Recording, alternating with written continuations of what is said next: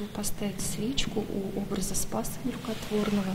Уже с самого утра в Раевский монастырь идут православные. Для них начало Великого Поста – это главная подготовка к Пасхе. Лариса Семенова не только сама пост держит, но и семью к этому приучила. Конечно, стараемся придерживать, особенно первое время после масленичной недели. Это легко и просто, но трудно бывает, честно говоря, держать этот пост до конца. А вот Лидия Викшенкова из Москвы и рада бы держать пост, и даже пыталась пару раз. Но вот семья от любимых продуктов так и не отказалась. Не поддержала, нет.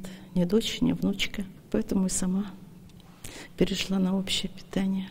А ведь первые христиане держали Великий пост всего 80 часов. В III веке его продлили на 40 дней. Именно столько, согласно Библии, Иисус Христос постился за всех людей. И тогда и сейчас церковь говорит, пост без молитвы – это просто лечебное голодание. Все труды человека для рта его, душа же его не насыщается.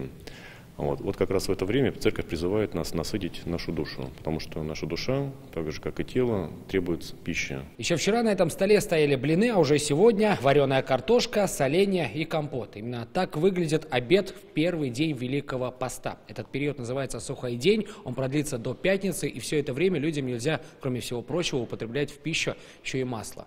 Кто-то ограничивает себя в еде, но есть и такие, кто совсем от нее отказывается. На все 40 дней. Не верите? Служители монастыря подтверждают. Я видел такого человека не в нашем монастыре, который на 4-ю неделю, его подводили уже двое к причастию.